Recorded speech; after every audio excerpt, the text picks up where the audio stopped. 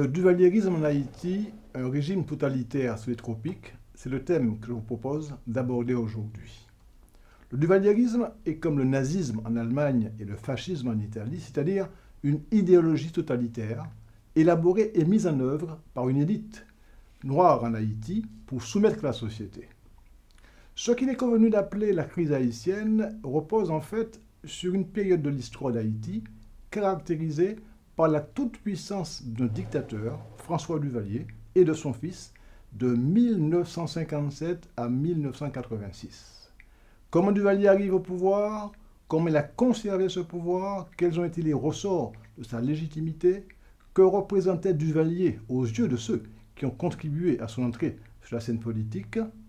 Les conditions de son arrivée au pouvoir méritent donc d'être mentionnées pour comprendre la trajectoire d'un homme d'origine sociale modeste qui va réussir à s'imposer par des stratégies habiles d'instrumentalisation de l'histoire et de la culture haïtienne à des fins personnelles. François Duvalier est né le 14 avril 1907. Il meurt le 21 avril 1971. Il était médecin, on l'a surnommé Papa Doc. Il a dirigé d'une main de fer Haïti de 1957 à 1971. En 1957, c'est l'année de son élection, c'est une année particulièrement mouvementée. Et une fois de plus, l'armée va rappeler à tous les prétendants au pouvoir que rien ne peut se décider sans son assentiment. En avril, le président par intérim qui s'appelait Franck Sylvain, il est arrêté. Et le gouvernement provisoire qui lui succède est renversé par les militaires le mois suivant. De nouvelles élections présidentielles sont annoncées. Les 4 candidats à la présidence, c'est-à-dire Jumel, Dejoie, Fignolet et Duvalier, ont des soutiens dans l'armée, ce qui a pour conséquence de fragiliser l'institution. Les officiers noirs sont en majorité favorables à Duvalier, qui réussit à rallier Fignolet, le candidat peut-être le plus populaire, et éviter ainsi des affrontements au sein de l'armée. Le candidat rallié se voit confier la présidence du pays. Le président intérimaire sera rapidement neutralisé. Moins de 15 jours après sa nomination, il est renversé par l'armée et contraint à l'exil aux États-Unis. Les manifestations populaires contre ce coup d'État seront d'ailleurs durement réprimées par l'armée. Le nombre de victimes dans les bidonvilles de Port-au-Prince dépasserait, d'après les estimations, les 500 morts. Le renversement du gouvernement provisoire et la répression qui vont suivre sont présentés comme les premières étapes de la conquête du pouvoir par François Duvalier. Les militaires vont installer à la tête de l'État une junte militaire favorable à sa candidature. Le 22 septembre 1957, le candidat de l'armée obtient une majorité absolue, c'est-à-dire 69% des élections, des suffrages. Il faut ajouter que le Parlement, lui, il était favorable à Duvalier. 55 des 58 parlementaires étaient des duvalieristes. Officiellement, François Duvalier est élu démocratiquement et devient président de la République d'Haïti. Cette élection démocratique sera détournée pour faire place à un régime autocratique, à une dictature. L'avènement d'un régime autocratique, la lutte pour le pouvoir, tout cela n'a pas pris fin avec l'élection de Duvalier. Duvalier redoutait une réaction de l'armée, ou plus précisément des éléments de l'armée qu'il ne contrôlait pas.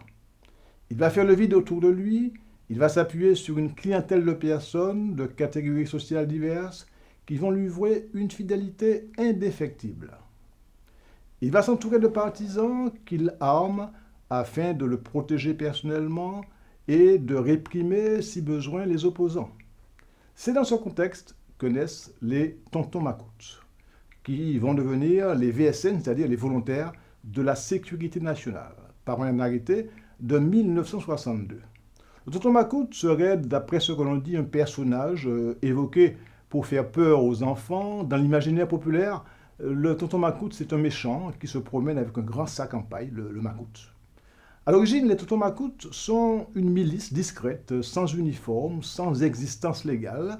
Leur transformation en VSN fait suite à l'échec d'un commando de 5 mercenaires états-uniens et de 3 anciens officiers haïtiens qui ont tenté de renverser Duvalier en 1958. En effet, dans la nuit du 28 au 29 juillet de 1958, un commando de 8 personnes réussit à s'emparer des casernes des Salines, proches du palais présidentiel, appelant Duvalier à démissionner. Persuadé que les assaillants étaient nombreux, Duvalier s'apprêta à fuir. Découvrant la supercherie, les forces armées restées fidèles à Duvalier vont massacrer ce commando qui venait de Floride. Les Ntomakouts, qui sont devenus une milice entre-temps, à travers l'appellation de VSN, se déploient sur l'ensemble du territoire et s'ouvrent à l'ensemble des catégories sociales. On y trouve des propriétaires terriens, des avocats, des notaires, des fonctionnaires, des commerçants, des étudiants, mais surtout de nombreux éléments issus des classes populaires et des chômeurs. En occupant l'espace géographique et l'espace social, la milice va casser toute velléité d'opposition organisée, elle va forcer à l'individualisation de la société. Face à une armée divisée en factions parfois rivales, les Ntomakouts sont une force unie par la fidélité au président. Complémentaire à l'armée et dotée de moyens de répression, des actions individuelles ou collectives d'ailleurs, cette milice finira par terroriser la population. Dans un ouvrage sur le pouvoir politique en Haïti de 1957 à nos jours, s'agissant des Ntomakouts, Edzer Charles écrit, je le cite, « Ce sont des éléments à mentalité de mercenaires et que l'on appelle communément les sans-mamans, c'est-à-dire des gens prêts à tout faire. Représentant cette masse longtemps opprimée et chargée de haine et d'ambition, dressés, ils vont devenir cette bande de fauves qu'il a fallu aux dirigeants pour terroriser leurs adversaires. » Fin de citation. Appartenir à la milice, c'est l'assurance de promotion sociale et de protection. C'est aussi l'assurance de garder son emploi dans un système où tout est fait pour dénoncer celui qui ne manifeste pas son allégeance au chef et qui par conséquent devient rapidement un opposant au chef. La méfiance généralisée qui découle de cette situation crée un climat de terreur qui a pour effet d'émietter la société et de renforcer les rangs de la milice du Valieris, dont le nombre varie selon les estimations de 5 000 à 15 000 individus. Cette présence nombreuse d'éléments populaires dans la milice en fait aux yeux de Duvalier une organisation de défense du gouvernement et de la nation. Je cite Duvalier, « J'ai associé le peuple à travers l'organisation des volontaires de la sécurité nationale à la défense de ses conquêtes. Cette organisation s'est constituée comme une force de dissuasion, prête à défendre avec la dernière énergie la stabilité du gouvernement et l'intégrité nationale. » Fin de citation. En réalité, les VSN sont d'abord un instrument du pouvoir absolu du dictateur. François Duvalier exerce un pouvoir absolu, en effet, légitimé par le texte et la pratique constitutionnelle.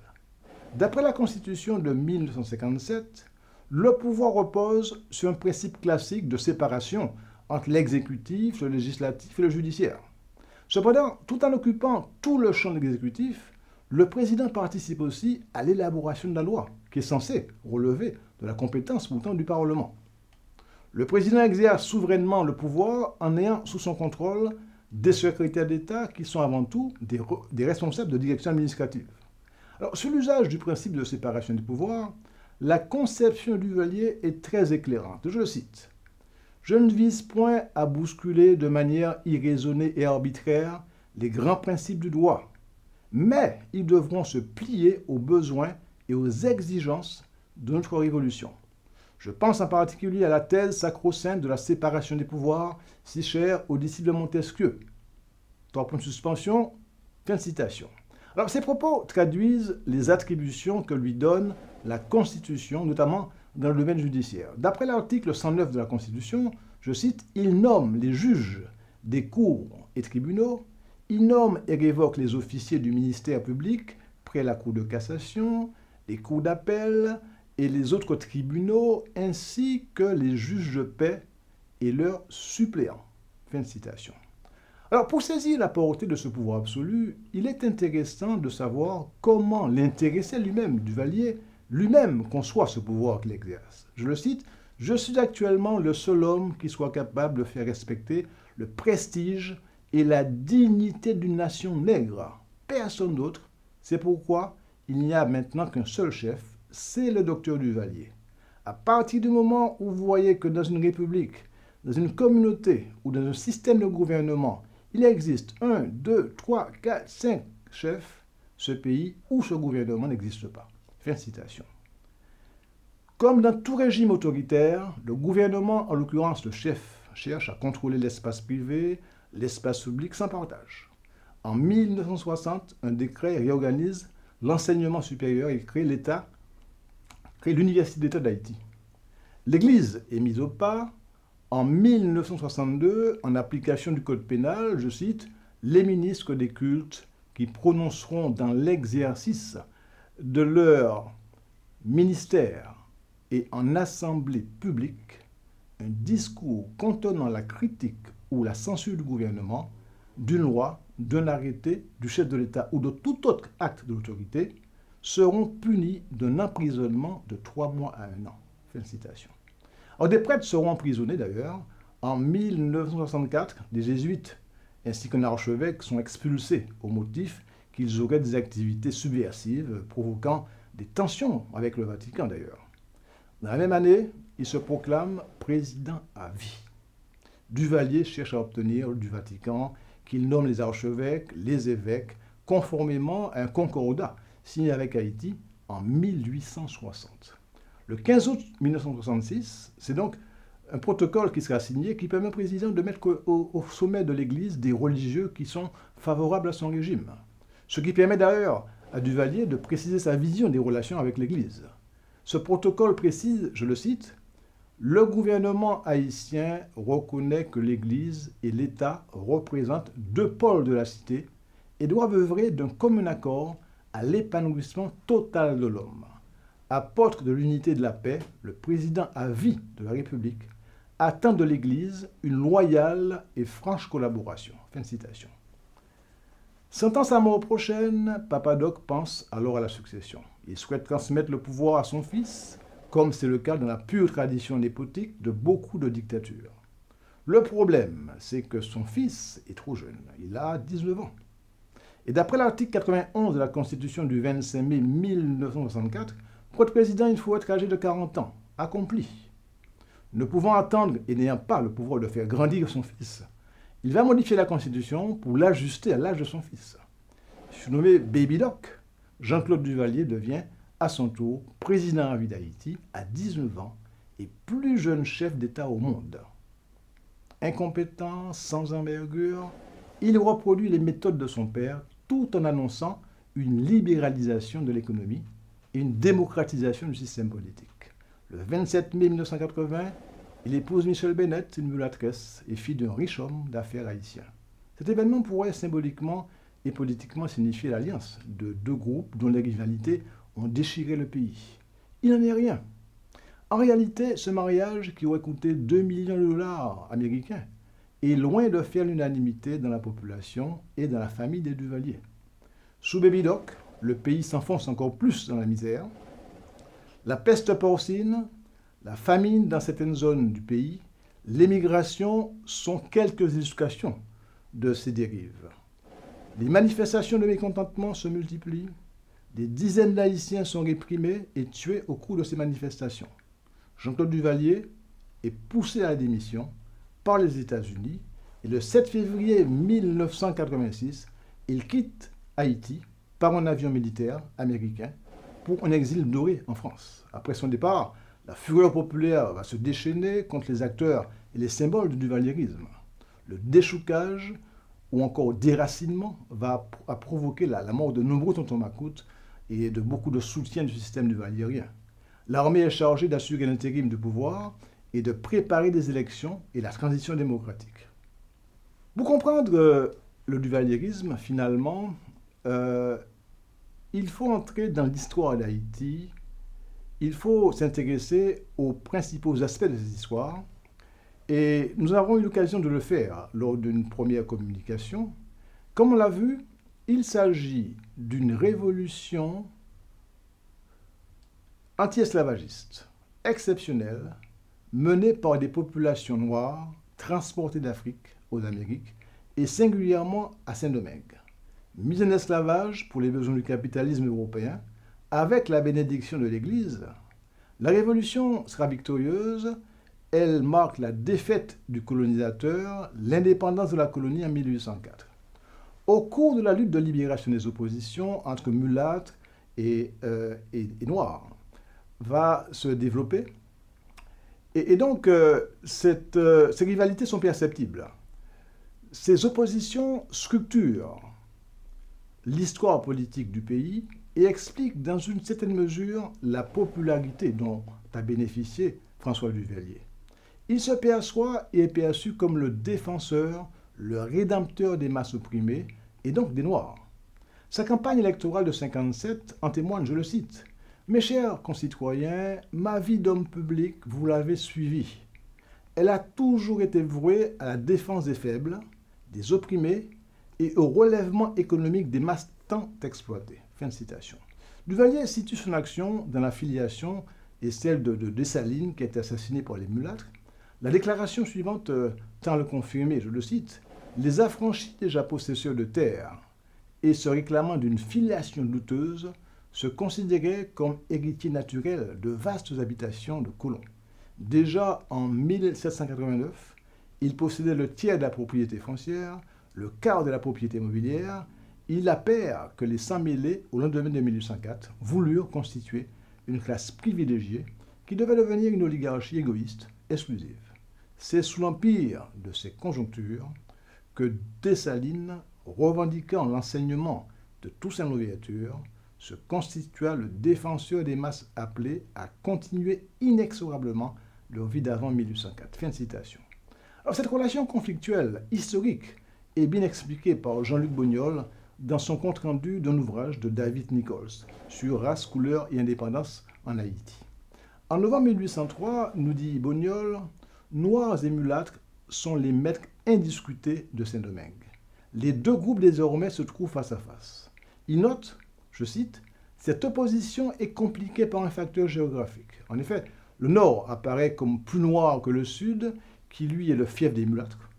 Après l'assassinat de l'empereur Dessalines en octobre 1806, la nouvelle nation éclate en deux États rivaux, le royaume noir de Christophe au nord, la république mulâtre de Pétion au sud. L'unité nationale n'est rétablie qu'après la mort de Christophe, la république récupérant l'ensemble du territoire haïtien. » Fin de citation. Dès lors, deux idéologies cohabitent. L'idéologie mulâtre ne s'affirme pas en tant que telle, elle avance avec le pouvoir, elle avance que le pouvoir doit appartenir aux plus capables, ce qui revient à dire aux vieilles familles de l'élite mulâtre. L'idéologie noiriste est plus explicite, le pouvoir doit appartenir au plus grand nombre, donc aux Noirs. Il ajoute un élément intéressant qui peut aussi expliquer le mimétisme politique et institutionnel que nous avons signalé à propos des pères de l'État haïtien qui vont chercher systématiquement à copier le modèle français. Je cite Jean-Luc Bognol, il nous dit « Mais les deux idéologies ne remettent jamais en cause la prééminence de la civilisation européenne, surtout française. L'Afrique demeure le continent barbare, alors que les traditions africaines vivaces persistent dans les masses rurales, elles sont minimisées, voire niées. Cette attitude est à son comble en ce qui concerne le vaudou, combattu par les chefs historiques de la lutte pour l'indépendance eux-mêmes. À partir de 1920 commence cependant à se produire un retournement idéologique de grande envergure. L'Afrique ressurgit dans la revendication culturelle, et cette nouvelle donne idéologique s'inscrit dans une montée du nationalisme haïtien, consécutive à l'occupation américaine, mais on peut également la relier à l'apparition du mouvement de la négritude à Paris dans les années 1930. Le groupe des griots, auquel appartient François Duvalier, préconise l'alliance entre classes moyennes et les masses. Contre le libéralisme et la démocratie, il préconise une dictature noire énergique. Voilà peut-être la source doctrinale du totalitarisme de Duvalier. Alors, un des ouvrages les plus stimulants sur la question de couleur, c'est celui donc de David Nichols, de Dessalines à Duvalier, race, couleur et indépendance nationale. L'ouvrage de Nichols est d'une richesse incroyable, incomparable. La séparation historique entre la majorité noire et l'élite mulâtre a été source de tensions politiques et surtout de sous-développement, nous dit-il. La couleur ou la race est un ressort d'identification qui se superpose à la classe sociale. C'est ainsi que l'on parlera de prolétariat et de petite bourgeoisie noire soumise à une bourgeoisie mulâtre. L'hypothèse de Nichols et peut-être sa conclusion font de la question de couleur la principale variable explicative de l'échec de l'État en Haïti. Alors, sans contester cette hypothèse, nous pensons, nous, qu'au-dessus de la couleur, il faut envisager une approche socio-historique tenant compte du rapport des acteurs sociaux aux politiques. L'histoire d'Haïti a peut-être accouché d'une culture politique autoritaire qui dépasse la période du valérienne et qui conditionne encore toujours la difficile transition démocratique.